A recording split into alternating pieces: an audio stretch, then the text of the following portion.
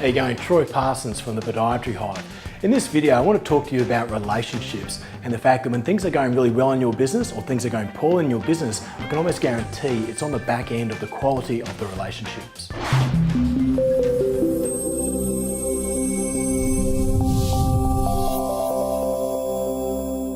Now in this video, I want to focus on, in particular, the relationships that we have with our team. With our team, when you think about things, like when you first ever get hired in a potential employment, or whenever you hire someone yourself, it's generally during that recruitment process that as the employer, the potential employee is getting all this attention, all this interest, you're doing whatever you can to make them think that they want to come work for you. When they first start with you, obviously, you know, there's a lot of praise, a lot of attention, a lot of support, but as they start to find their feet, this can typically start to wane very, very quickly. Then over time, we're busy doing what we're doing. We're assuming they're just busy doing what they're doing and everything should be okay. Then over time, these little things can start to pop up that grab our attention, really start to annoy and nag at us. Like, am I alone here? Have you found this yourself with some of your employees? Now, I like to liken this to our more intimate relationships. Now, if you think back to when you were dating, or if you're dating now, half your luck.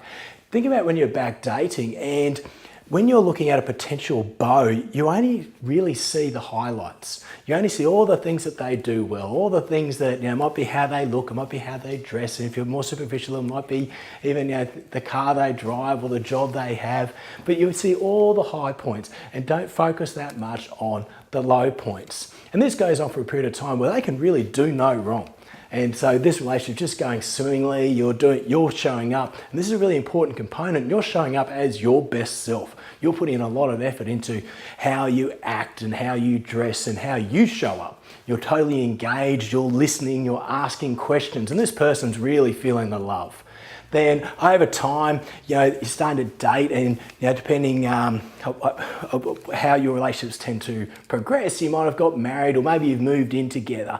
And over time, things are starting to not go as well.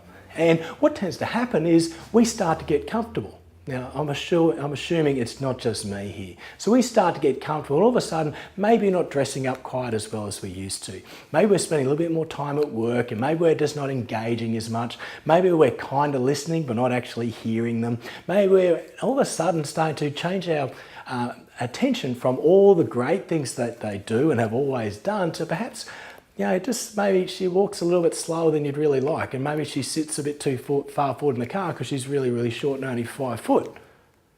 No, seriously, it really bothered me after a while and I had to break up with her. But that's the thing, at the start it didn't bother me. And this is what tends to happen in our personal relationships. And the thing is, if we kept doing this stuff at, you know, the 12-month, the 2-year, the 3-year, the 10-year mark in our relationships that we were doing at the start, we wouldn't be having half the problems that we do in relationships, and we probably wouldn't have the same divorce rates that we see all around the world. You know, business is two things: marketing and innovation. Relationships are the same thing. They're marketing and innovation. When we're first starting to date, we're marketing ourselves really, really well. We're showing up being the best brand of ourselves. We're always looking into how we can, you know, make ourselves more attractive and more engaging. So we're always looking for ways to innovate. Same thing with our employees. At the start, we're marketing ourselves and our business really, really well. We're looking to how we can innovate and show that we're different to everyone else and why you should come work for us. But what tends to happen with our employee relationships, but also with our personal relationships, is we stop doing the stuff at the start later on. And that's where things start to break down. So what I'd love for you to take from this video is, when you're starting to see cracks in your relationships, whether it be personal ones or even with your team and relationships, is how are you showing up? Are you doing all the things that you were doing that were when everything was beautiful at the start of that relationship?